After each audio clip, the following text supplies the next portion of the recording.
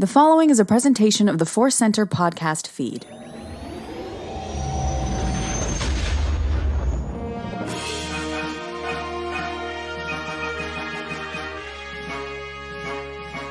From the center of the galaxy, this is the ForceCenter podcast feed, and this episode is one of our deep dives, our Bacta tank of talk.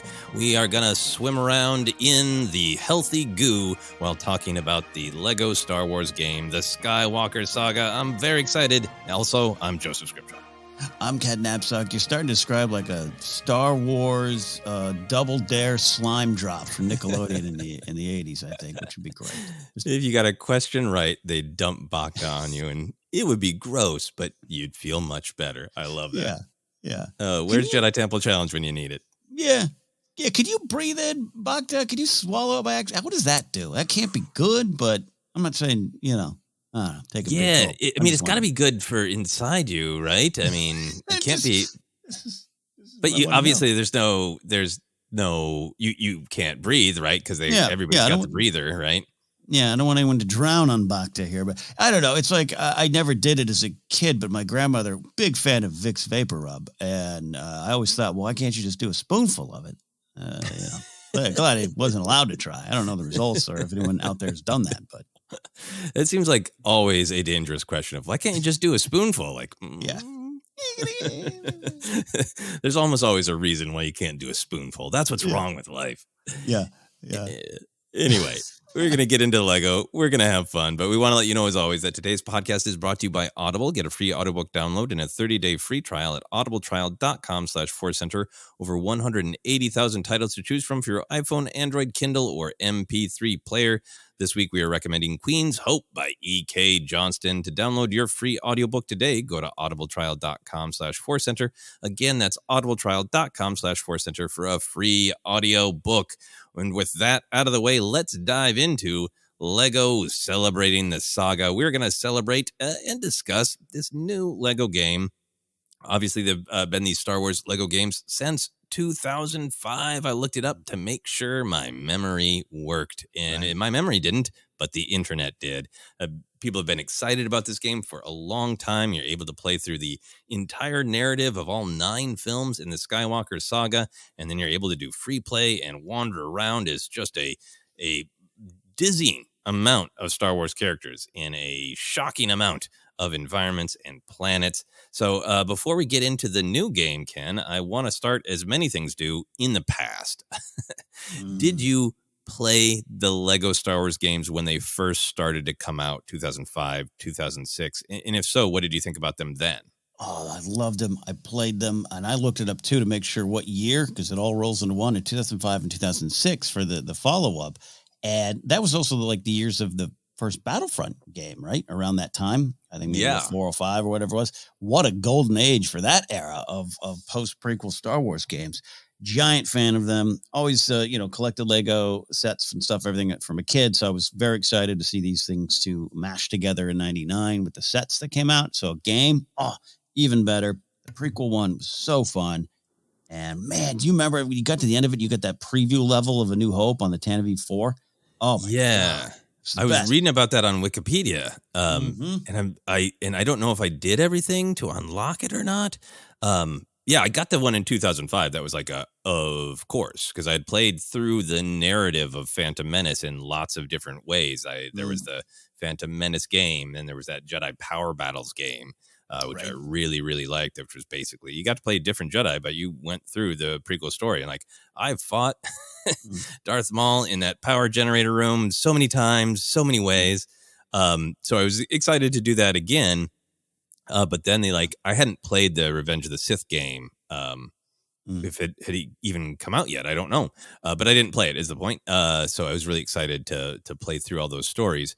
And what I remember the most from that game is that it was still relatively fresh, exciting, and absurd that I could hack things apart with a lightsaber as Jedi Master Yoda. I had grown up so long with, does he have a lightsaber? Did he ever have a lightsaber? Has he decided they're not for me? And then, the big reveal in 2002 in Attack the Clones, that's my primary memory of just I think at the time for like gameplay, I felt like, yeah, that, you know, I played Resident Evil. I played adult things. Like, Right. This is a fun game. You know, a little bit more family friendly than some of the stuff that I play. And I remember just spending hours just being like, yeah, I don't care. I get to cut things apart as Jedi Master Yoda. Yeah. That alone was thrilling for me. There were, and we're going to talk a lot about the Lego humor, and these were the games that had no dialogue, right? They were just silent movies with good punchline, and there was just something fun about it. And you're right, but you know, whether it's sports games or Tony Hawk or Resident Evil's Hot, all those games, there was something that just made you kind of stop down and enjoy the silliness of it all, and playing with the character, because there's a connection with me in Lego sets where I think a lot of fans who collect, or Star Wars fans who collect Lego, there's something fun about seeing something from the films represented in Lego brick form. Whether, like, even I have that set that's the so many of the sets, but I have the set that it's the little Vader transformation scene where it's the medical bay where he gets built as Vader. That's a crazy, dark, wild scene, right? To see it Lego form, almost like it's a happy version of it. It's just, I love it. And so when these games, particularly the first one, 05, when you're seeing stuff from the prequels in like a Lego form and you run around as Padme and you're grappling and swinging all over, it was really special. It was really fun. And I couldn't wait to see what was around the corner about, how are they going to do that level, or how are they going to build that, or what is Jar Jar going to look? I just loved all that. Yeah. And I think that I am experiencing this wonderful thing where I don't remember a lot of that game. I know I played it all the way through. So now I'm getting to re-experience exactly the things that you're describing in this new game, because I was scrolling through on Wikipedia here, and I had forgot that Dexter's Diner, it says Dexter's Diner is the area where the player chooses what level to enter. And I remember being thrilled spending so much time there and just, watching the different weird characters walk around and all that. Oh, that's right. They come in and they're just marching around, aren't they? Yeah. I think it's where you kind of were able to choose your characters. Yeah, I also see that here in the United States where we live, it came out on October 25th, 2005. And I think that's a part of the reason that, like, I remember having played this game. I remember Yoda, but that was such a weird time in my life where I had started dating Sarah, and she had just moved to London, and I was doing everything in my power to find a way to figure out how to go live in London with her. It was like a real turn the page time in my life. So I think I have other memories that used up the long-term memory space in this time. So in a way it's been fun, because it's been this attempt to archive or to dig out those memories. But also, like I said, get to experience the new game fresh. Because I forgot when I experienced it before. So any other thoughts on the old games or your journey with them before we get into the new one? No, we could just do a whole flashback episode, so I better force ourselves to move on. Fair enough. So paint the picture. When did you buy this new game? Where did you start? What was kind of like your emotional journey getting this game and beginning? So funny, I hadn't looked. I knew when it was coming out, but I did not look at any of the pre-order stuff, busy playing other games, busy with life, all those things.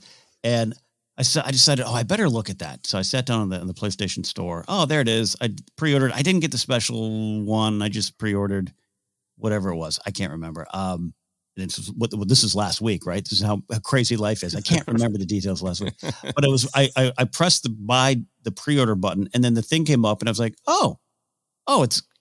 it's 2 hours from now. Oh, the game releases tonight. Oh, I got it. So I didn't have any long anticipation of seeing it on my screen of 4 days away. I just was like, oh, cool. I'll go work out. I'll come back. I'll play the game. I'll load the game up. So that was kind of actually good for me to just dive in fresh and with no that frustration of, it's downloading. It just happened. So that's how I went into it. And then just where I started without hesitation, I started with episode 1. Yeah. Didn't entertain 4 or 7. Went to 1. Talk me through that thought process, or was it not a thought process, or was it just like, of course, that's Yeah, the way one plays this game. It was the of course of it all, but also I think goes into the nostalgic conversation about 2005. Like that's how my Lego Star Wars experience began in video game form was Phantom Menace. So I just went there right away. I wanted to go back and connect with that. It just was, it was a gut reaction. And the little screens that you can, choose the episodes are great. They're wonderful. They're interactive. I love that. But no, went right to episode 1. Yeah, and for anybody who hasn't played the game and is listening, it's a great setup where you can play the first film of any of the trilogies, and then you have to go through it to unlock the other 2 films, right? Yeah, correct. Yeah, so you have that choice between Phantom Menace, A New Hope, or Force Awakens. Yeah, I mean, we've been covering it on the podcast, from announcement through to different delays and whatever. And I think I remember just being really excited that it was going to be the whole Skywalker Saga. We'll talk about some of the kind of the weight of that in the fan community. But yeah, I had not pre-ordered it. I had not thought about it. Life has been very, very busy. We've been covering lots of Star Wars stuff, which is of course a joy, but then also just a logistic challenge. Like I've been saying multiple times lately, I'm reading the Kenobi Legends book as my personal fun reading. And as soon as I get done with that, I need to read Queen's Hope, which I desperately want to read, but we're actually doing a review of that. And that's just kind of like this little picture of trying to fit in all of the Star Wars because we're so lucky to have so much of it. So I had forgot that this was the date, and then I saw the tweets and I saw everybody blowing up, and I was like, "There's just such joy." Yeah, and I love the moments when there's just joy in the fandom and everybody's having fun experiencing something. And it's like, and I said to you, "It's like, well, I have a couple little windows free where I can play enough of the game, I think, to talk about it." And came to you and was like, "Should we do this for deep dive next week? Because I want to make time for this." Yeah. And I also get into this thing where like a lot of the modern pre-orders, if you pre-order at this date, at this time on this system, you get this thing. It's just like, it's dizzying to me. So I turned on my PlayStation 4 and already I've got that. Do I need a PlayStation? How soon are they going to kick me out of being relevant in the world because I don't own a PlayStation 5? I'm like waiting for the day that I turn on my PlayStation 4 and it just says, you are no longer a human in society. You need a PlayStation 5 to function. Soon, right? And so I was thrilled to open it up and see that, for the $10 extra, I could just download now the deluxe that comes with the classic Obi-Wan and Mandalorian and solo packs. So yeah, hit that.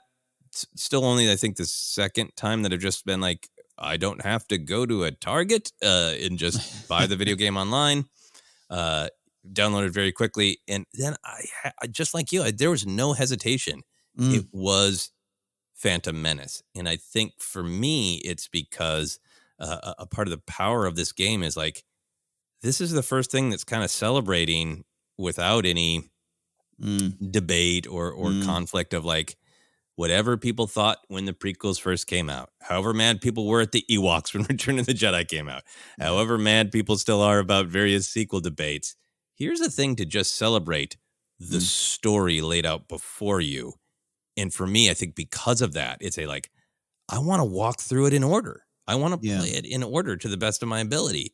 And that is why Phantom Menace just made sense to me, to just begin at the beginning as it was advertised. Yeah, it's certainly the spirit of the game, which we might bring that up again. I think I was going to discuss this later, but in hearing you talk about it, that opening of the game, once it all loads and you hear Luke just breathe and it starts with that and it goes through all the fights and everything, it's so good, so well done that I got caught up. Like, I think that was it too, of like, well, no, I definitely have to start at episode 1 because that's where the Skywalker Saga begins.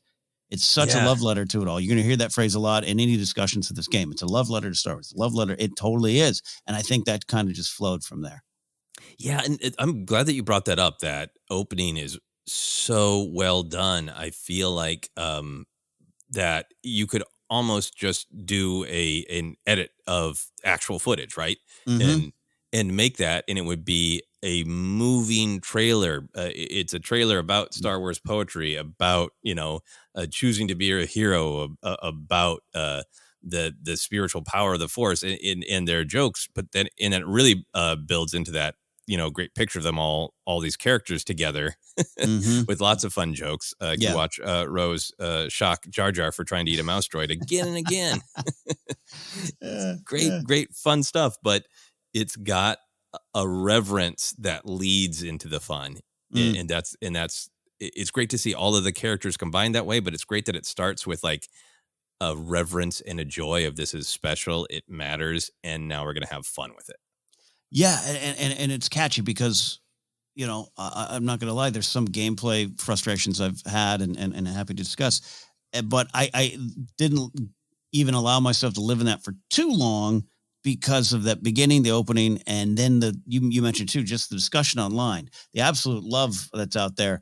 And this happens every now and then, believe it or not, where Star Wars just something, whether it's Grogu shows up or something where just there's a widespread love and joy in the fandom. And I relish those moments because we don't get them often. And yeah, so there are little subsections of this or that, people upset. Sure, I don't see them. And I think all that just kind of, because I was with you, the tweets were starting to come in by the time I really took a play in the morning with a cup of coffee. Just that intro, that opening just flows right in, and we're going to celebrate. Yeah, and it gets you excited. And I talked about this on our live stream, but the first thing I did was I was so excited to be Qui-Gon and ignited my blade and just started hacking and accidentally hit Obi-Wan. And I was like, this is not how I wanted to start this game, by hurting Obi-Wan.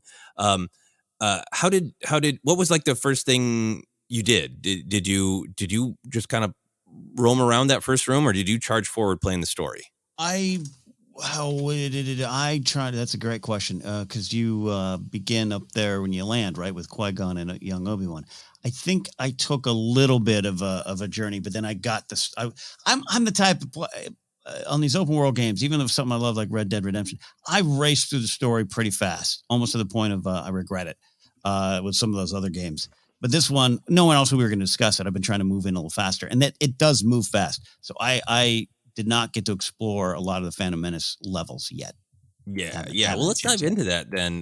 Let's discuss how far we are in the story and get into our overall reaction. So first off, how far are you in the story? How far have you progressed? As of this recording, I've got to get the princess out on the Falcon. I am in Hoth and just went through kind of a slightly frustrating level of calibrating towers where I had to pull up a YouTube video to just, what am I doing wrong?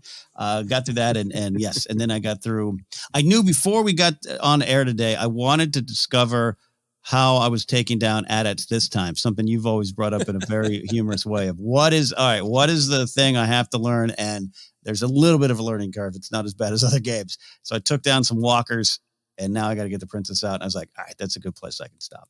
Yeah, I'm gonna spoil that I'm not there yet. How does the mechanic work of the tow cable? Do you make the shot and then it kind of auto does it for you, or do you have to figure out exactly how to spin in a circle precisely correctly? It does make the shot, not make the shot for you, but the little square comes up. You know when you fire, and it's a boom, and it does a little quick cut scene, and then you've got to fly around. But the first couple times I went the other way and I kept breaking the rope, and I had Shadows of the Empire flashbacks where I started to get frustrated. And then I flew away. I flew almost to the back into Echo. I almost landed in Echo Base again in the hangar, and then just went back slowly and was like, all right, take a breath. You can do this. This is designed for children, right? Do it. How many times have I done this? NES Empire Strikes Back, I think. Yep. Maybe, yep. But for sure, Super Empire Strikes Back for the Super Nintendo. Yep. Every Rogue Squadron game, practically. How many times? Yeah, and it felt a lot like the Shadows of the Empire one to me. Yep. Yeah, but it's fun, and once you get the hang of it, it's no problem. And I hit true Jedi on the level, so that's a lot of studs required. So. Oh yeah, you need studs to be a true Jedi. That is a fun mechanic and turn of phrase to make you want to collect those studs. Yeah, I think maybe the two things I've done most in video games when it comes to Star Wars is fight Darth Maul and fire that harpoon cable. So sometime I want to defeat Darth Maul by tying him up. Yeah, with the harpoon cable.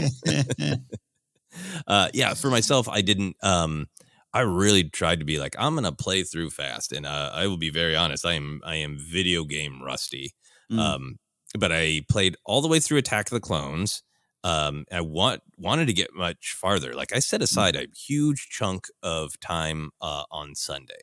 Yeah. And I was like, I'm sure I can get at least halfway through that. Like, no, I got through Attack of the Clones and that's it. So then as of recording, I jumped forward to play Force Awakens because I wanted to experience a little bit of the sequel because I haven't got to play that. I didn't do the Force Awakens Lego game. So that was really fun to hear those themes and to roam around there. And I got in Force Awakens, I got as far as Finn and Rey just escaped in the Falcon. I just moments before we recorded, I just shot down a lot of TIE fighters. Oh, beautiful. Love that. Yeah.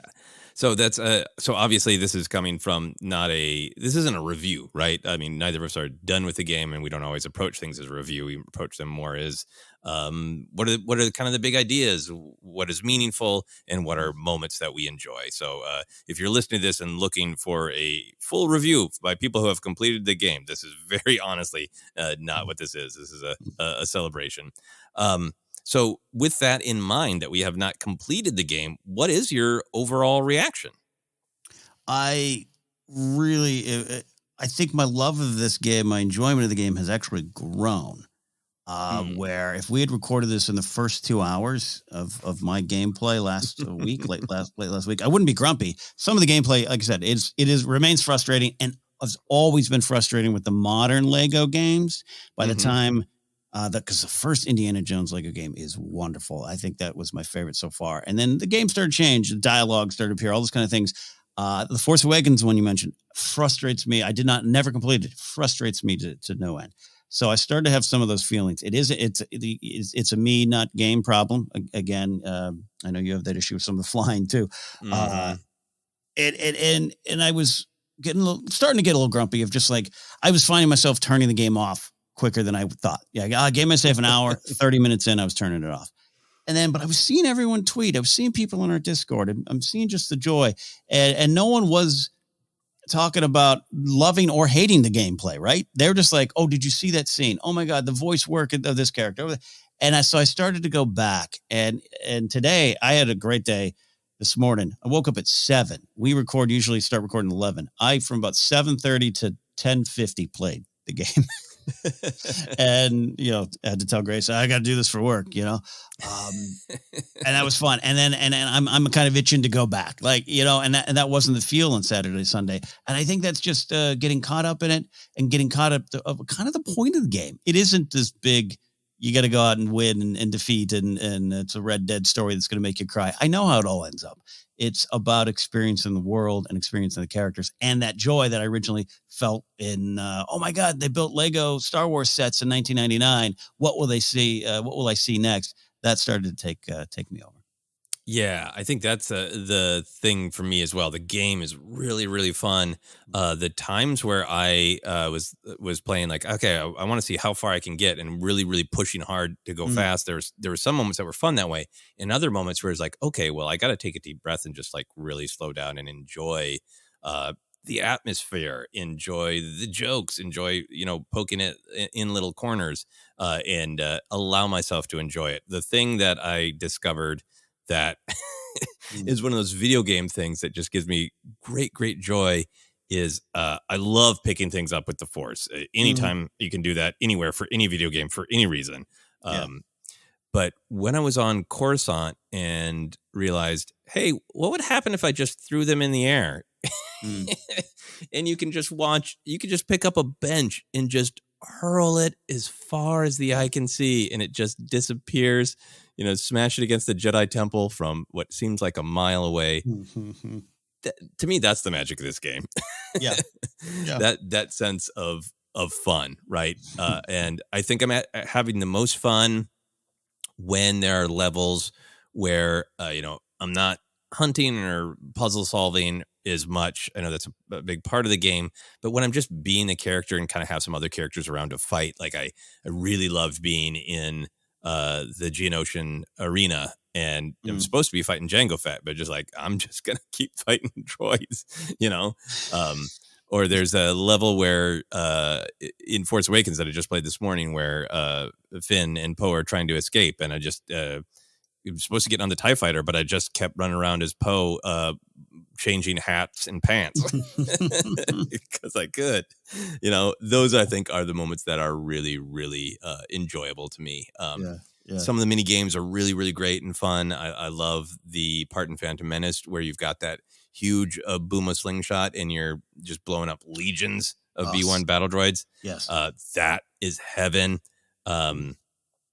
Some of the flying, the flying problem for me is I have an instinct that I need to push forward on a stick to fly forward.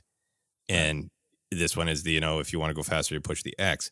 So without even thinking about it, my instinct is to push forward. So I'm constantly like, all right, I'm flying. I want to get there a little faster. Why am I going up? Oh, because you push the stick, you fool.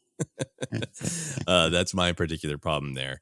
And in some of the jumping and hunting for every little thing is not, it's just not where I'm at. I know it can be fun, but when I get those screens at the end, it's like, you didn't find any mini kits. I'm just like, bleep you, game. Because it's and again, we've been saying this multiple times. That's a me problem, not a game problem. Playing this was really, really fun to reconnect with what I find joyful as a gamer, and when I just feel like, you know what, I've hunted in every corner of various video games levels for years to find every statue or tape recording or whatever it is this time, diary from a therapist at Arkham. Like, I think I'm done. I think I'm good. I think I'm good.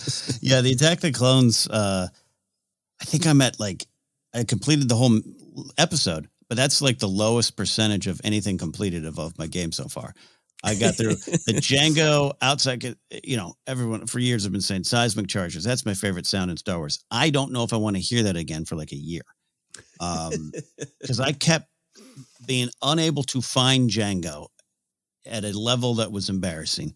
And so all I kept hearing was, bah! And I tried to turn my ship around, but he must be over there. Bah! No, he's over there. And then I crashed and, oh my God, I just finally got through that. The pod race one, I even tweeted about it. It had the potential to be a controller thrower. If I didn't win and I snuck by, beat Sebulba in the last second, and I was like, that's it. We're never doing that again. How many times did you do the pod race? Oh, so only 2, but the first time, because you gotta do that thing where you got to reconnect the jets, right? Yeah. And I'm just like, I get it. That's so awesome for the story. But your intent, I was in first place when you did that. Now I'm in 5th. That's not fair. And then I kept trying to take the shortcut, to launch myself in the air, which was working. But sometimes you miss the turbo arrow. The speed up, yeah. Oh my God! And so I finished 3rd. I think even Rats Tyrell survived and finished in front of me. I can't remember. It's a Sebulba one. And I thought, well, then it's sad because then it cuts to like everyone in your pod watching, and Shmi and Padme, they're all unhappy. And it's like, well, the movie ended right there, I guess. So then the second time I was like, if this happens again, I'm done. I don't know. I'm just going to have to go to another mission. I can't do this. And I won. And thank God, because I did it again because I was in first place again, dropped to like 5th, 6th place when those the engines come apart. Yeah, it is one of those, you have to figure out the mechanics in the moment, right? Yeah. And luckily on my second time through, I was just like, I'm trying to go too fast. I didn't look at what it's asking me to do. And once I figured out how it wants me to reattach it, then, I won on the second time. But I also was like, you had already told me like that you were shaking your fist at the pod race. I was like, oh no. But the actual racing was great fun. And I think this game allows you to play it in lots of different ways. And I think for me, it was an epiphany of I have been such a gamer at times in my life. And when I say times in life, I mean from about 12 to, I'm not even going to say, for decades, a huge part of my life. And I think I'm just in the place where I love video games when they're fun and escapism and you get to do a fantasy of something you can't do. In anything that gets even a slight bit tedious, I'm like, I got that in real life. That's not what I'm here for. I don't need any help with things being tedious or repetitive. I'm good. Yeah, totally. I'm Right here there for with the you. fantasy. I'm here for throwing benches in the air. Totally. Again, a personal thing, not the video game. So let's talk about the comedy. It's such a huge part of what these games are. What do you think the value of highlighting the comedy of Star Wars in these games really is? What's the value of it? It creates a different mood, much like, with the frustrations going on, then you get to a funny scene or even some of the stuff throughout, or even some of the choices they've made narratively, how to combine some scenes and squish some things together. It just creates a fun mood. And and I mentioned this in our live show last week, I had a couple moments of that, but that's not how it happened. Where I had to wait, that I'm completely missing the point. But that was kind of the fun. Then it became, now it, like, especially in Hoth, you're out on a mission where it's General Raikan and Han. Yeah, that's a great team up. It's amazing. Did you get to be General Raikan? General Raikan is that you got to go out and you're controlling him and you're riding a tauntaun with him. And I'm like, well, yeah, that didn't happen. It's amazing that it happens here in this game. So it fully taps into those inside jokes and the little loves that are the foundations of our Star Wars fandom, right? Those are the shared jokes where I can be a seismic charge guide and so can you across the party, and we connect over that. There is in New Hope where General Dodonna speaking, and it's not the lines from the movie, it's a voice actor recreating the plan provided by Princess Leia, and it's like, yeah, because that's how he says it, and that's a little joke that we all have of, well, Dodonna said Leia, that's Leia. And so they capture that, and so I think it really, this celebratory angle that we need to have here, that the game does help provide, that's where it really succeeds. Just makes you laugh at the things you love at Star Wars. Yeah, I think that's really well said. I think for me, just the existence of the game and that it's so comedy forward, it is this reminder to approach Star Wars with a sense of fun. Mm-hmm. Not that it doesn't matter or there's not depth to it, but that fun should always be a part of it. It emphasizes the whiz-bang adventure because you're, literally playing the exciting parts, but also you're sometimes just playing the walk to the diner parts, which is also exciting. But it emphasizes that whiz-bang adventure. And I think for me, it really got me remembering, how much Lucas embraced this is the modern mythology I wrote to try to help a generation, now multiple generations. But from the beginning, starting with Hardware Wars, he was open to but it should be fun. There should be a sense of fun when people started making more fan films. Instead of trying to squash it, he made a fan film award competition, right? There's always been this encouragement of good-natured humor. And I think that we've talked a lot about how there's been times in our life where we love making jokes about Star Wars because we knew they were coming from a place of love. Yes. Of, growing up with people who love the original trilogy. So then it was fun to poke fun at Dodonna saying the wrong name or pronouncing Leia's name that way. It was fun to poke fun. And then once you get into the prequels and the sequels, jokes are often coming from a place of criticism of this joke is maybe a little mean-spirited and it is a joke to prove that there was a mistake made or something's bad. Yeah. And this is the total opposite of that, of this, we all know Star Wars and we're going to have some fun with it. So that is great from just the let's have fun, but then the way that actual comedy functions, we're both comedians. We've talked about this a lot. My view of comedy is that everything has a setup line, even if it's not a joke structure where you literally say a setup line and a punchline. A lot of times the setup line isn't spoken. It's our cultural knowledge of what is something that we all believe to be normal. Now here's something subverting it. And I feel like the setup line, the straight line to the punchline, is the fan relationship to Star Wars. Of most of the jokes are subversions of existing moments, right? What's normal, what's supposed to happen. Now, instead of it being a straight line, it's going to be a weird scrawly line. It's going to be this sudden surprise. And I think an example that a ton of people have shared, I saw another one just this morning of Maul's murder of Qui-Gon. Yeah. Of that, where he has already been cut in half and then just last minute pokes him, right? Yep. And that is entirely playing on this structure where we, as a setup line to a joke, know Maul has to stab Qui-Gon. We can't subvert the story that much, right? Yeah. And so how are we going to do it in this surprising way? And then even escalating the joke farther with the joke of Maul's death, even being just ahead and still fighting, Yeah. Yeah. It's just, it is a way, it so celebrates the fan relationship because it relies on the fan relationship for a lot of the jokes. Yeah, absolutely. And I can't imagine anyone sitting down and being like, I never did check out that Star Wars stuff. Let me get the story here on this game.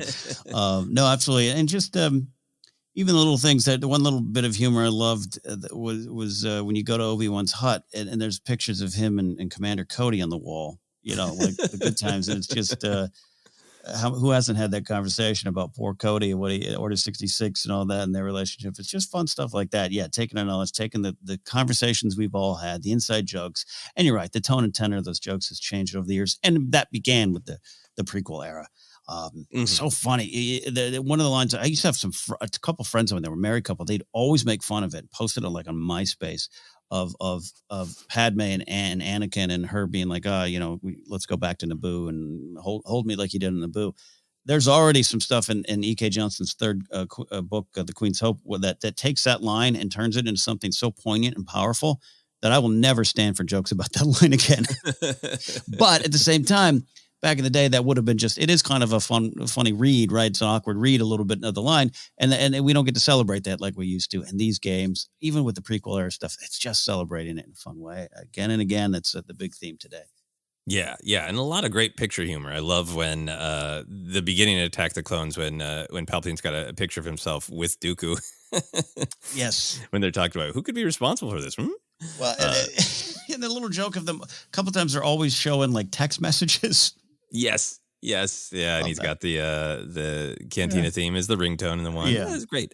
The other thing that I'm appreciating is once you get into the story and realize it's going to be shockingly compressed, that's a little bit of the fun too, of like, where are they going to compress the story? Like if there was a moment where I almost threw the controller because I foolishly thought for a moment that we were skipping Dex's Diner. I'm like, what?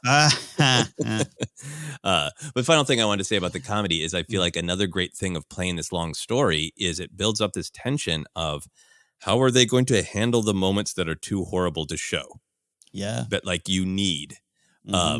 Like I really like this morning playing Force Awakens where Finn gets an ice cream smear on his helmet instead of the blood, right?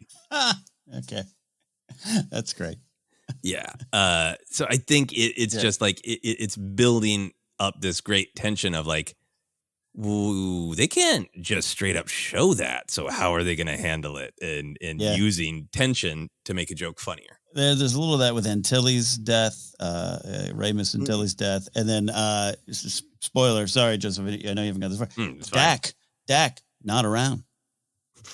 Just no Dak. No Dak. He doesn't fit in the Lego set anyways, so no Dak. Dak erasure. Yeah, unfortunate. So you don't see him squished. Yeah, poor Dak. Well, how's Luke going to learn his lesson? Anyway. Right. What do you think the value of celebrating the whole saga is? We talked about it a little bit, but I wanted to make sure that we had a chance to really dive in. Why does it matter that this is the entire Skywalker Saga? I mean, we have the chance to, right? Yes, Star Wars is going on, has gone on. The end of the Skywalker Saga, I've said before, is a great marketing tool. There's some truth to that, but obviously we're going to get more storytelling there, and you can be cynical about that or just celebrate these 9 films. And this is what this project is doing. From that opening that we talked about, you just really get to celebrate the journey thus far. It's generations of fans, generations of characters and stories and movies, and it's all out in front of you. And I keep going back to that. I just love it. There's been a few times, when I launch up like other games that I play all the time, like I'm jamming that X button just to get out of the opening scene, like the opening intro graphics and stuff like that. Like I've seen it. It's MLB The Show. Just I want to play the game before dinner. I've let that opening play almost every time, and that's just because again I am looking back. I get oddly emotional on those journeys, those shared journeys we've all experienced, and I just think we get to. So let's do it. Yeah, I really, really agree with that. I think for people who are already fans of all 9 films, maybe they have their personal favorites or their quibbles here or there, but in general are like, yeah, I like all 9 of them. I like the Skywalker Saga. It's all one movie, as some people say. It's all one story. Mm. There's just a joy in sort of it's all the same. There's no Yeah. there's no filter. You can jump from one scene in the prequels to one scene in the sequels once you got it all unlocked if you want, and it's all the same. It's a great leveler, right? And it's really fun to experience it that way. It's fun to pick out, even in this telling of the story, some of the Star Wars poetry and the rhythms. And then to focus on maybe people who don't like certain parts of the story. I think this is a real Lore Santeca. This will begin to make things right opportunity. We've talked about a lot about the power of bringing Star Wars into your life. There are stories on screen, but there's something about this story that makes us want to be a part of it, and we bring it into our lives with video games and toys and bed sheets. And video games in particular are a way to make it personal that helps open the door to reevaluating stories that might not be your favorite and to make a little bit of a connection. You've told your story many times about playing, Revenge of the Sith and or Battlefront and that opening up some emotions to the prequels, right? Yeah. I think if somebody's like, I want to like this part of the saga, but I haven't. But hey, just running around in this environment or flying this ship makes me go, yeah, I do like that ship. I think it just lowers defenses and opens up the possibility of enjoying something more.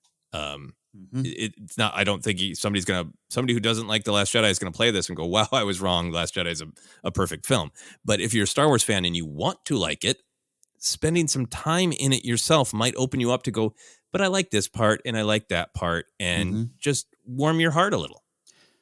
I'm in full agreement with this. Yeah, you're right. I've shared that story, Battlefront 2, the Mustafar level, but also the Lego games, 2005, the prequels, playing through all that stuff. And there's something about it. You said it. It all kind of looks the same, all kind of feels the same, and it's one thing. And look, we're talking about our experience with the prequels or video games then, and there's probably a lot of people with the sequels.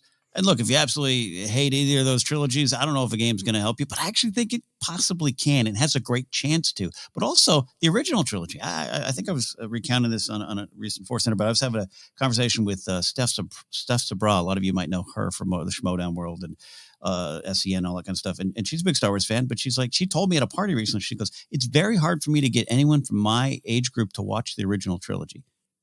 I said, why? She said, well, it just doesn't look good. Like it doesn't stand up to us. And that's one perspective. That's not true. Everyone, but so let's say you have that problem and now you're sitting down the original trilogy and it all looks the same. It's Lego. I think you do start to see parts of it. You do start to get swept up in it. And the sounds, the actions, the vehicles. How many times I don't like the prequels, but that N1 Starfighter is really cool. That does pull you in. And to see it all on display here and in one cohesive game, I think it will affect more people than even those people realize. Yeah, absolutely. That's such a great anecdote. It makes a ton of sense. It's different technology. It's a different time. Yeah. But I feel like this is just a game that is really looking toward the future right now because of the most recent. The sequel battles are the most heated.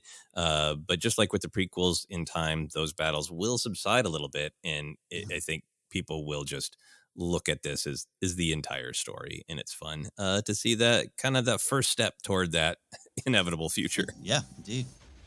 All right, we're going to take a quick break, and then we're going to be back to talk about some of our favorite moments and maybe a few more moments of the things that we wrestled with. Back in a moment for all that.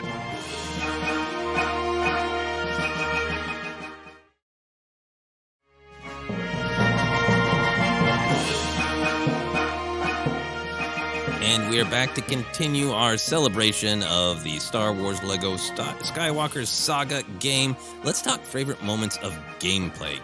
Ken, what have you really actually enjoyed playing and doing? Yeah, I made a list and I realized we've passionately stumbled into some of those answers already. Another run at the AT-ATs, which, by the way, there's a great inside. I think they just do something fun with the AT-ATs versus AT-AT conversation. That's in there. That was awesome. You mentioned the bombing of the droids in the Battle of Naboo was by far my favorite thing so far. I'm trying to figure out why. It's just not that complex. I think it's a straightforward mini game where you move and shoot, and you got a little lag and reload, but not that long of a reload for that kind of mini game. And it's for me, this is what I was talking about of the fantasy of what I want in video games right now is give me something where I feel powerful. Yeah. And to just see I hit a button and all those droids go bye-bye. It's so simple. It's just the fantasy of power. I loved that one. Yeah, almost bowling for droids in a way. And then the tanks. It was so fun. It was so much fun. Love that one. Two other. I love roaming around the Death Star. Was really fun actually. In the New Hope, but the trench run is really satisfying. It's really fun, kind of easy in a good way, which I needed it to be because, you get confused flying pretty easily. It was the opposite of the Jango Fett battle experience for me. And another one I really liked is Yoda escaping Kashyyyk. Because the prequel stories seem to move a little faster so far than the original trilogy stories to me. That might be completely imagined, by the way. But you're just kind of moving, and you get to Order 66 and all that kind of stuff. Real good stuff. They handle the trauma of it pretty well for a Lego game. But you actually, it's like you have to work for it to get to his little ET escape pod, as I call it, and it's really satisfying. It was a lot of fun. Okay, that is. I'm very much looking forward to that. There's that mini game was great fun. The Booma. I really love being in the Geonosian arena because that was just like I just want to fight a bunch of guys for as long as I want to, and then the actual fight with Jango was fun. The mechanics. I'm sometimes a little slippery on the mechanics of throwing the lightsaber, but when it works, that's heaven. I was in my fight with Dooku. That was the last shot from pretty far away. I did it right, so Yoda bopped him in the head with the thrown lightsaber, and that was delightful. I also just for gameplay, I do love wandering around Coruscant, but I was testing. Is like, okay, well, Padme's walking around. Can she punch? I punched Palpatine in the back, and is like, that was a favorite moment of gameplay because like. Well, if only it was that easy. If right away in the Phantom Menace, just punched. Padme just punched Palpatine in the back of the head and he fell off the Coruscant. And like, whoops! I saved the galaxy. I initially was annoyed by it because like, oh man, I'm just trying to move forward. But I actually really, really enjoyed the serving mini game where Obi-Wan has to serve the correct dishes at Dex's Diner. Yeah, obviously, we both love Dex's Diner here. Truly, truly amazing. I think it was one of those things because like I started to enjoy it because the food was fun. I enjoyed being mad at the customers, or like, you fool, and seeing the different customers, the different things, and James Arnold Taylor, there's just doing an amazing job with all of Obi-Wan's little grunts and noises of annoyance. So it was fun to be in sync and be annoyed with Obi-Wan. Yeah, I hoping that there's going to be Dexter's Diner. I think we'd seen that there was going to be a Dexter character to play. Somehow that was in my mind. But to get in there and to actually have something to do in that diner was wonderful. Just wonderful. Yeah, absolutely great. And then I was really like, I'm not going to play little mini games. I need to get going. But I so deeply loved being in the Jedi Archive Room as one of my favorite locations in Star Wars. And then Jocasta Nu is telling me that story. I was like, all right, I'm going to move the statues. Yeah. I had so much fun moving the statues around. Yeah, it's great. Final bit of gameplay for me is the flying clicked a little bit better this morning, and I really enjoyed actually escaping as Rey and Finn. That was really, really fun. I can't wait for that. Yeah, because there aren't as many asteroids in your way, being none, and it's just taking down ties. And good job of going through the Star Destroyer. I'm throwing this at you. Wasn't in the original notes, but then I really realized that we need to talk about this. Did you have any favorite comedy moments? There are so many great comedy moments that I was tempted to stop and write down, but I wanted to see if any jumped out at you as personal favorites. There was there a lot all the way through the little details, like I mentioned before. The pictures and stuff are really funny. There's some of the Padme stuff I really enjoyed. I think I did. Meaning it made me laugh where she's like kind of building the cake, but then he's having the dream and she's like, help me in. And then it's like, it's building the crib. Like, I don't know. I don't want it to define any roles that I, don't want to just, get lost in that conversation. But I just thought it was really funny to me. And just also, what Padme wanted and what Padme was hoping and what they knew they couldn't have. And the tragedy of all, the comedy kind of highlighted that, that in these classical, thing of a cake at a wedding with the wedding toppers and everything. I just liked the use of it. It made me laugh a lot. Yeah, and there's some great cake through lines throughout. Yes, there are a lot of cake through lines. Yes, the cake keeps popping up. The teddy bear keeps popping up. Yeah, a lot of fun through lines. It was fascinating to play through the droid factory. I'm be honest, the droid factory in the Attack of Clones frustrated me a little bit in terms of gameplay, but the comedy of it was great. And I remember back in the day that was added. In pickups because Lucas wanted more action. I remember in 2002, 20 years ago, people being mad at it because it's quote unquote just a video game scene, right? And so then to be playing the video game version of it, but it really cracked me up at the beginning of it when Anakin said, I'm paraphrasing, this droid factory should be a safe route to finding Obi-Wan. It's so great in the absolute blindness. I wrote down a lot of things, but I'm only going to share a couple. Yeah.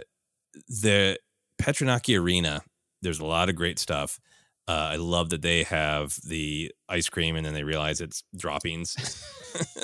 That's funny. But the thing that really killed me is right before the fight begins, Mace has his parties over and then just does this little tiny movement to cut Boba Fett's balloon free. It's so cruel and so funny and so small, but it's brutal. Yeah, Mace. Yeah, we got to talk about Mace. Yeah. Oh, yeah, we got to talk about Mace. That'll be one of our deep dive episodes. So we got to talk about Mace. Like I said, could go on and on. This is a spoiler, but I'm going to share one thing from the Force Awakens level. I really, again, because I just wanted to get some gameplay in, didn't want to stop and talk to everybody, but I just stopped and talked to one random scavenger. And the scavenger had this really funny line that said, I can't find anything interesting on this planet. It's Max Rebo's best album. All I can find is junk and garbage, but that's his worst record. That's great. The Max Rebo shout out was really funny and just oh, great. Because sometimes when you talk to people, they just ask you to do things. Yeah. Well, okay. So there's one in New Hope, and you're walking around Tatooine, which I'll talk about in a second too for another question. But there's a gonk droid. You can talk to the gonk droid, and the gonk droid gives you this great speech how it's on a mission, and it needs help to provide like electricity or whatever. It's like its gonk purpose or whatever it says. It's really funny. And then I was busy, so it asked you to accept or decline. So I decline, and the gonk droid just goes, I have failed. And I just felt so bad. I was like, Gonk, I got to go, man. I got to move, Gonk. I'll come back for you. I'm trying to save the galaxy, Gonk. Yeah. Get off my back. It's so sad. Any more comedy moments, or shall we move on? Yeah, we can move on. There's wonderful stuff all the way through. Yeah. This is going to be an 8-hour podcast sharing jokes from a video game. It's very successful. Do you have a favorite location that you have just wandered through, or that you want to online? That seems to be like a lot of people are having fun doing that. Taking Grogu special places. Yeah, things like that. Have you done any of that free play yet, or are you looking forward to specific things? Yeah. One in a follow-up question is that an answer. I had to split these answers apart here, but there's this little joy. If you talk about favorite locations you just wandered through or that I want to get to, I was rolling around the Lars homestead, and just being in the house is cool, right? You're kind of roaming around. That's kind of fun. And the maps are so good, and a lot of the maps are kind of synced up to like Battlefront maps and other things. Like they've done a really good job on these worlds. But then I'm roaming around, like, so you have to get to Obi-Wan's hut, but that's part of the mission. And they've done a great job of taking Tatooine, that New Hope landscape, the Junlin Wastes, Obi-Wan's hut, put it all kind of close together, but you get a sense of Tatooine. And so I turned a corner and I was like, and I literally went, oh, is that Toshi Station? And I ran over, and someone's like, "Oh, I heard this is a good place to get power converters, but it's closed." And I did, shout out to Alex Damon. Biggs is around the corner there. A lot of good, cool stuff. And I just had that, like, even in a game that I know I'm going to discover every little corner I love, I was surprised by that in the most pleasant way. Just, oh my God. And I ran to Toshi Station. Oh, that is so great. Yeah, that is absolutely the kind of thing of where you forget, like, oh yeah, now I get to visit here. Mm-hmm. The Jedi archives in the Jedi Temple, I spent a little bit more time there rearranging those statues, but I just want to wander around there forever. I just want to spend time, in that aesthetic. I didn't spend much time at all in the lower levels of Coruscant, but I would love to wander around there, that, the dark neon cityscape. I also just really loved, for levels, I loved walking around at the beginning of Attack the Clones, where it so easily could have just been like, yeah, no, we have the Coruscant map. You've already been here for Phantom Menace. But no, it is screen accurate. It is moody Coruscant. Yeah. With the cloudy skies. I love the authenticity of that, the mood of that, and it made me want to wander around in moody Coruscant. Yeah. Mm-hmm. So I don't know if you've done any of the free play yet, but this is the follow-up question you're talking about of what is the weirdest combination of character and location you've enjoyed or want to? So, yeah, I haven't done it other than one time after the first go-around. I was playing Phantom Menace, and you're right. You spent a lot of time on Coruscant, and I just kind of was doing the mission thing. So I went back to free play just to kind of see, because I did end up, I forget what download I pre-ordered, whatever, but I do have the Solo figures and the Mando figures, right? All I remember is price to go at $2.99 to download. So I bring up the free play, and I'm on Coruscant, and I had Grief Karga and Tobias Beckett. And so, first of all, I will run around playing as Carl Weathers in a game. That's just, as a child of the 80s, this is the greatest thing. And, have, Tobias Beckett there for some cheers shout outs as well. Yeah. And I'm just wandering around, and I did not know I was in the East apartment district, whatever it is. And I stumbled into Padme's apartment before I had needed to get there in any of the games, right? And Attack the Clones, I spent a lot of time. And I had this where am I going? What am I doing? Free play. And I same thing with the Tashi stuff, like an sharp intake of breath. Oh my God, this is Padme's apartment. And I immediately, as Grief Karga, make a beeline towards her bedroom. Just be like, oh my God, the setup is exact, because it's exactly, right. And then there again too is maybe you're still struggling with the prequels. I don't care what generation you're. Maybe I have some friends who are like, I get your points, Ken. I don't know. I'm like, that's the balcony. That's the balcony where she combed her hair and talked about the lakefront on Naboo. Oh my God, it's her bedroom. Oh my God. And this is where they all sat. And this is the front door where Jar Jar goes. And I just was so overtaken by it. And there's a little mini game when you're doing the free play one. You have to go out on the balcony and do something. And here I am, but it's as Grief Karga and Tobias Beckett in Padme's apartment. all generations of Star Wars essentially coming together. It really is. We've joked and talked about a lot and gotten questions about, like, well, what if there was actually a Star Wars tour, that you could go on? Like, it's the idea of, like, these two guys have got together, Grief Karga and Tobias Beckett, and they've paid for the historical apartment of Padme Amidala tour. That is really great. I think I definitely want to take Grogu to the Jedi Temple. I have not done any of this free play stuff, but I got that Mandalorian pack, so I would like to take Grogu to the Jedi Temple, which is maybe cruel. We'll see. But one of the other things that had just really cracked me up and brought me a lot of joy is I love Jar Jar's dumb run. It's the best. The way he's just bouncing along. And I want to take him to all of the most sacred sites. I want to take him to Octo. Oh, yeah. See if he bonds with the Porgs and just have him run around. I haven't even played this yet. I have no idea what Octo looks like, but I'm sure it's there. I would love to have Jar Jar just run skip through the cliffs of Octo. Yeah. Oh, God. That'd be the best. Yeah. Grace was passing to the living room when I was doing Oda Gunga. And she just stopped and dropped everything. Was like, oh my God, Jar Jar's so cute. Just so cute. The run is so funny, and he's there's a moment in Attack of the Clones where he's like, I don't think Obi-Wan likes me. Or maybe it's in Phantom Menace. It's very funny. So which character is not yet available, because maybe there'll be additional downloads and all that, that you would like? There's a deep bench, but is there somebody who isn't in here that you are upset about? Yeah, and I apologize. I know there's like complete lists out there or something like that. I don't know if all of them are there. So I don't know if Pelimoto's in the download for Mando. Ooh, I might imagine. I don't know either. Yeah, I imagine Pelimoto would be great.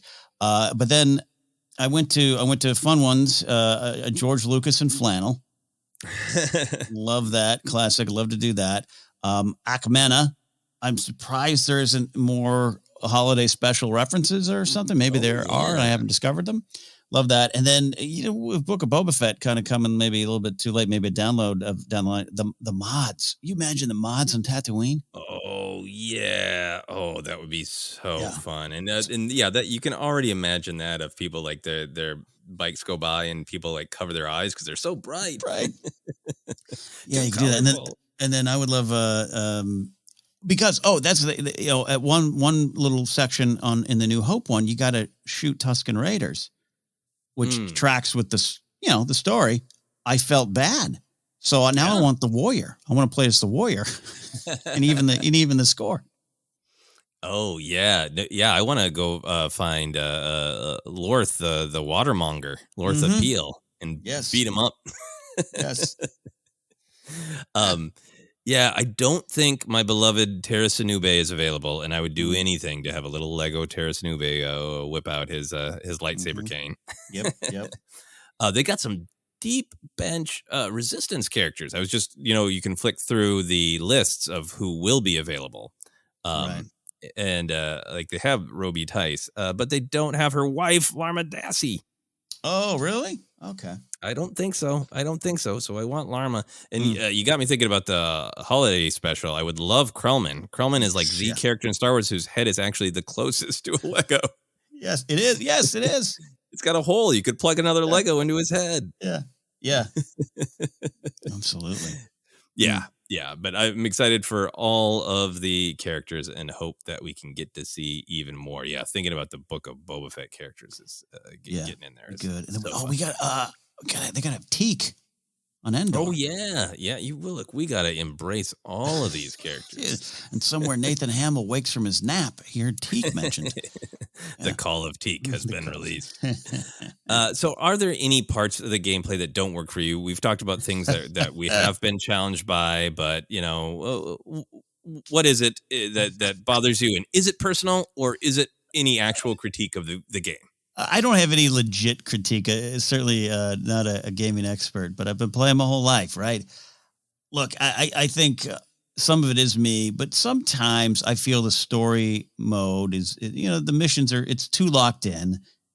Not that I'm going to lose the pod race and the game goes in a different direction, like it's a choose your own adventure book. It has to follow the story. I get that. And there's creative ways to do it. Sometimes I just kind of get in a daze and I just mash buttons, and I don't so much as complete the mission as just stumble to the end and figure out what I missed or what I did wrong. And I'll go back, and it moves so fast. It was a little bit of a bummer at first that it moved so fast. And then I kind of was like, nah, this is good. Cause I kind of just want to get the free play. And I'm weird where I won't take the big free play deep dive until I complete all 9 of these. Just won't. Yeah. So that's me. So there's a little bit of that. The game. And then I think more than, again, it's been a long time. I got very good at GoldenEye after a while. I wasn't the guy playing the game looking at the ceiling because I couldn't control the figure, couldn't control the game. Red Dead Redemption, I play. I can control that almost as if I'm a real person, right? It's great. I can swing off my horse, pick a carrot, feed the horse, and get back on in two clicks. So I'm not totally bad at gameplay. This one gets there was some frustration I just experienced on Hoth, where like riding the Tauntaun was a bit of a challenge. Just little things like that just maybe aren't my style. Does not mean the game is wrong. But we're dancing around a little bit. There's been a couple times where I've been a little frustrated by some of the gameplay. Yeah, I think as every once in a while, there's a little bit of a mini game that is frustrating. I got frustrated on the droid, the droid foundry scene. You and I were talking about this offline, but there's that a moment where 3PO needs to hit a button and there isn't a way to progress forward in. Oftentimes when they put up an icon, it's hold the button rather than tap it. So I kept holding this button, and the screen would trying to use the screen would make 3PO come apart. And I finally realized, you can't hold it even for a second. You have to tap it. And I think that's just evolution of video game design. Yeah. And I'm rusty, and there's a part of me that's still like, where's my physical taped together glossy printout? Yeah. With the instructions. And I think this is much more me not staying up to date with the evolution of video games. But it was frustrating because I really I wanted to finish the story of Attack the Clones. And it's like, this is a little too close to life, where it's like, well, the only way to proceed forward is pushing this one button. But when you do, it doesn't work. And it, in fact, hurts you. It, in fact, breaks you. It's like a little too on the nose, game. Are you describing love and career? Yeah. Yeah, the Attack of the Clones level itself is I'll visit for free play. I don't know if I'll ever play the stories. That's the most frustration. And thank God I was telling you off air, but I was streaming the Droid Factory section on my Twitch channel, and thank God, because I have people like Alden Diaz and Lauren Romo in the chat telling me do this, do that. Because I was like starting to grab the controller to throw it type thing, which, by the way, I haven't thrown a controller in years, folks. I've moved past that, but you have those urges. Yes. The controllers are too expensive to throw. But yeah, thank God they were just like, no, idiot, you jump on that and then you do this. Otherwise I would have been lost. So, yeah. I think that is less gameplay and more me. But I think that is always a risk in the story mode, that there's so many different kinds of gameplay. Little mini games pop up, and sometimes they're really intuitive, and sometimes they're a little bit more move this thing here, move that thing there. And it's going to be a mix for different people. Yeah. I think the other thing for me is the voice acting is a little all over the map for me, because there's some of those very recognizable voices where, like, yes, that's the actor from Clone Wars animated series. I recognize that voice. It's like coming home. And then there's some other voices where, like, wow, I don't know who's doing that, but that's great. And then there's some ones that are just odd. I'm not even going to say that I think they're bad. It's just one line sounds really great, another line sounds really different, or it sounds like it's not a critique of the performance. It almost sounds more like a creative choice. Like for Dexter, I feel like it's I was like, why is this feeling not right? And not that I have some world record shattering great Dexter voice. I was like, how would I read it? And I realized, I would read it much slower to sound closer to Dexter. So it almost seems like a creative choice of like, do Dexter, but get the hell through that line 10,000 times faster than he would have in the film. Yeah. So I think there's some like choices about interpreting the voices and the performances that it is just a little bit of a weird sensation to feel like totally at home with one voice that you know really well, and then have one that goes like it feels wonky. Yeah. No, the Dexter one was it was a little bit of a challenge for me too. But again, nothing against the perform at all. It's just I had a little bit of a It was like you were listening to Dexter, but at like double speed. Yeah. But there's also been such, Stephen Stanton is old, Kenobi, James Arnold Taylor, Matt Lanter. To hear James Arnold Taylor and Matt Lanter doing like prequel dialogue from the movie, but to hear it with the Clone Wars voices was wonderfully surreal at times for me. Like, whoa, I'm hearing him say lines that have associated with like Hayden, like for so long, or Ewan for so long. That was great. I wrote that down. That was like a good gut punch to hear Matt Lanter be like, where's my mother? Like in that exact like weight that Hayden gives, mother. Yeah. Oh, man. Great stuff. Great stuff. Sorry. And I'm particularly, we're talking about voice actors, particularly enjoying AJ Locascio and Shelby Young, who's done Leia a few times, but as Han Solo and Leia. I don't know if AJ's done Han anywhere else. Really good. I mean, really vibe more than beat by beat, but then you start playing and like I'm on this Hoth level and you feel like you got Carrie and Harrison. It's really good. Oh, that's awesome. That is great to hear. I can't wait to get to that one. Yeah. Is there any other Star Wars story you'd like to play through in this Lego style? Yeah, man. And look, we're getting, downloads can make your dreams come true. There's a lot there. I mean, I don't know the whole, I think maybe they were gearing up for this game. I don't know the whole story for it, but like there was the Lego Force Awakens one, which was good. I just never completed it, but it was a good game. And then that was kind of it, right? Until this, and I can get that. I can get if that was maybe what they were building for. The fact that we don't have a solo, like the actual solo movie in Lego form, it is made for this. It is absolutely, talk about whiz bang gameplay and adventure and everything. Like that is what I'd love to experience. That they got the figures and everything, the minifigs and stuff. So give me, and again, I get it. It's not the Skywalker Saga here, but I would love to have something there. That, and then you know what? Just give me some specific stuff. I would love to visit Mortis and play the Mortis arc in Lego form. Oh, that is a great one. That is, you have to fight the sun. Yeah. Oh, man. Like a father, son, and daughter minifigs roaming around. Great. Oh, yeah. Yeah. You have to fight Ahsoka. Great. I absolutely love that. The part of me that really, really enjoys watching Lego handle the dark parts of the story makes me feel like I would like just the third act of Rogue One. Yeah. Because it would be amazing fun gameplay in the part that I gravitate toward the most of just kind of open combat. But then like how would they dance around just that parade of fallen heroes?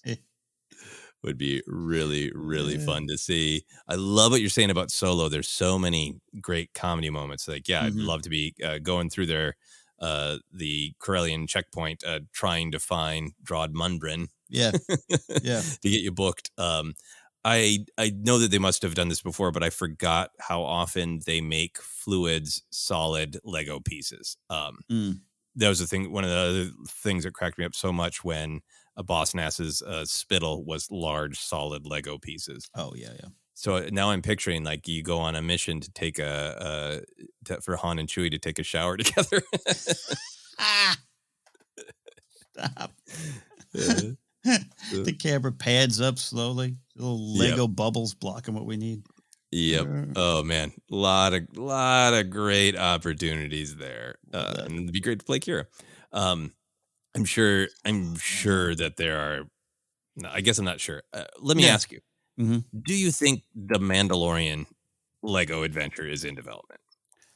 Yeah. Do I think maybe not? I mean, this one took so much to get to, but it would be well received, man. How could you not think of it? At least including Book of Boba Fett stuff. Get that all going. It's just so built for missions, right? Of like you're sent, and I mean not creating a new story, but just playing through Mandalorian season 1, season 2, Book of Boba Fett. Man, that would be amazing stuff.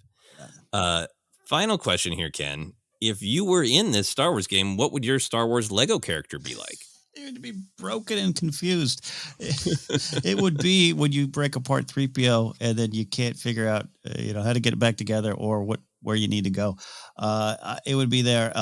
I would definitely be hanging out. I'd be one of those characters just kind of in the background at Chalmers that accidentally gets hit with a lightsaber and has to run. Oh, I did that on Camino. I'm trying to run through these hallways fast, and I threw my lightsaber to hit a plant, and like 5 Caminoans just screamed and ran from me down a very long hallway for a very long time. Yeah, that would be me. I think I would like to be a Jedi. Cool robe, great. Maybe even a double-sided lightsaber, one side blue, one side green. Really cool. But then for unknown reasons, I run like Jar Jar. That's about right for me. Yeah. La da da da da da. Any final thoughts here on our look at our celebration of this great Lego Star Wars game? Doing this episode and focusing on what the core of the game is celebration for this thing we love. Has made me love the game even more. I really mean that because I have been frustrated. I have turned the game off in a shorter amount of time than I thought I would. And that can kind of lead to maybe I don't like this game as much, everything. And realizing that it isn't just about the gameplay. It isn't just about the story. It is about this whole picture and the laughter and the joy And just that the celebratory spirit that runs all the way through it is contagious. And so I think over lunch, I'm going to fire up a microwave burrito. I'm going to get lay out of Hoth. Get lay out of Hoth. Yeah, I'm with you. I think it's fun and good for me to reflect on, my evolution is a video game player and what is different for me because of where I am at life and where I have been previously, and kind of trying to do the healthy thing of reconciling that times change, people change. I don't need to engage with video games the exact same way because there's that instinct to be like, I got to get back into 1997 video game shit, Right. But instead just embrace what is joyful to me for where I am at in life. And this game has made me laugh out loud multiple times. It's made me, just excited to really celebrate this story that I love, everything from just the aesthetics of an environment to a specific interaction or a connection. So I'm definitely going to finish playing all the way through it. And I'm going to, have it as a resource for the free play to just be like, I just need to take a break. I need to be actively doing something, but not, take it in another story. Right. Right. And just kind of being active, but also kind of just being. And the idea to just celebrate Star Wars by just getting to that free play place of, where do I want to see old Obi-Wan visit? Is old Obi-Wan going to check out like Octo would have been a much nicer place to hang out, and just find those moments of joy in the free play. I'm really looking forward to that. Yeah, absolutely. All right. Great look at this. Ken, would you want to let people know where they can find us? Absolutely. We are the Force Center podcast feed. Two guys trying to fly through the galaxy. We'll check in on Jennifer and see if she's had time to play this game next week on the news show. You can find us on Twitter at Force Center Pod. We are on Instagram and YouTube as well. Thanks to everyone who watched our live show last week, our live Q&A. We'll be doing more of those. You can watch the video. It's still up.